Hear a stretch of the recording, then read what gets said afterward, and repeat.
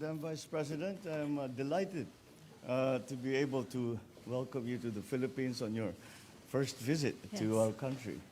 After our very, very brief conversation back in Bangkok, Yes. and we have been looking forward to this visit for a while, and we've been preparing for it. The Vice President has been working hard to make sure that the visit goes well and smoothly. So, but we are happy that you have arrived. We are. It's unfortunate that it is such a quick visit. Yes. We would have hoped to have shown you more of the Philippines, although I suppose you actually are doing that because you're seeing some of the prettiest parts of the Philippines in Palawan. Yes. And I'm sure you're just going to the resorts and and the beaches. So That is not the life I've chosen these days. So I'm happy. As you know, and that is really well established for very many years. The relationship between our two countries is something that we both our countries have really come to depend upon. Yes. And with the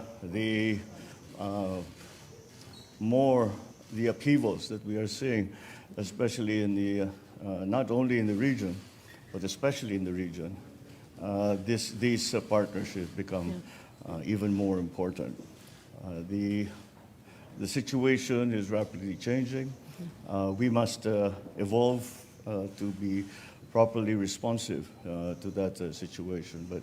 And so that is why it is very important that we continue to progress, that we continue to strengthen, and as we redefine those relationships. So your visit is a very strong symbol that these relationships remain strong, and that these relationships remain important, as indeed they do. So that is the Filipino.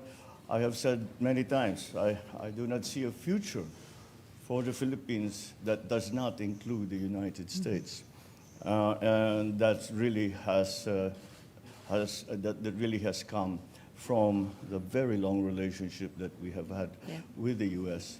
and the continuing to and of course we went through different phases of relationship, but since the war, it has just been strengthened in every way, in the economic sense, in the political sense, defense, security. I cannot think of an area where we have not cooperated, collaborated, and have had good results for both our countries. Thank you, Mr. President. And thank you for the warm welcome. It was good, as you said, to see you in Bangkok and to have a brief time to talk there. But we were very much looking forward to this trip. I bring you greetings from the second gentleman who told me about the great time that he had when he was here for your inauguration. And so he laid the path for this trip in many ways. But thank you. Thank you for the welcome. I have traveled here because of many of the points that you have made. The relationship between the Philippines and the United States is a long and enduring one. It is a relationship that is strong for so many reasons. It is the long-standing relationship in terms of the people-to-people ties.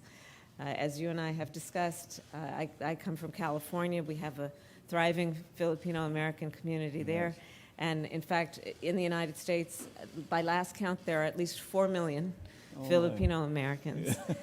And we're good Catholics. And very good Catholics who celebrate Christmas, according to you in the Philippines, 3 months of the year. Well, it's been said of us that we celebrate Christmas like we invented it. We certainly own it now. So we start in September. Well, it is good to be here with you in this season. And as you said, the basis of our relationship is multifaceted. Our relationship is based on mutual commitment to the economic prosperity of the region and our respective nations.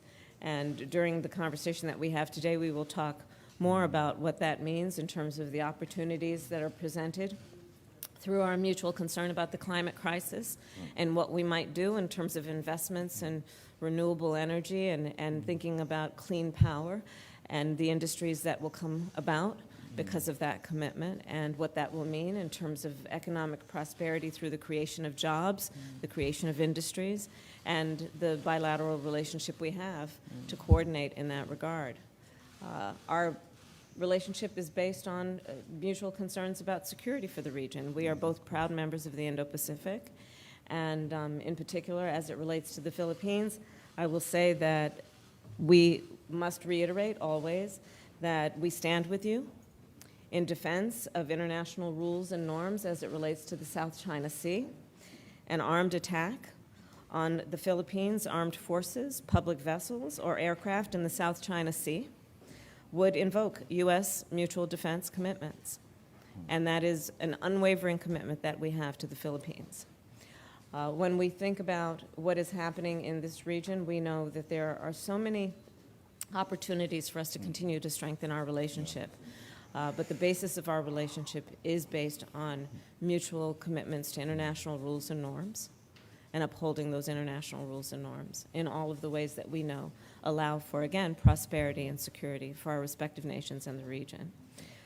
So again, I will reiterate that the alliance between the United States and the Philippines is a strong one, an enduring one, and only under your leadership continues to be strengthened. And we look forward to working with you on many of these issues. And I, of course, bring you greetings from President Joe Biden. Well, thank you, Thank you. Madam Vice President. Please do send President Biden my warmest regards.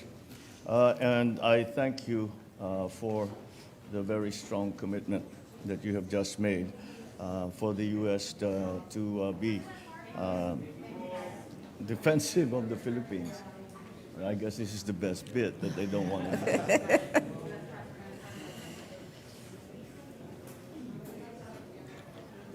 The very strong commitment that you have just made for the United States to be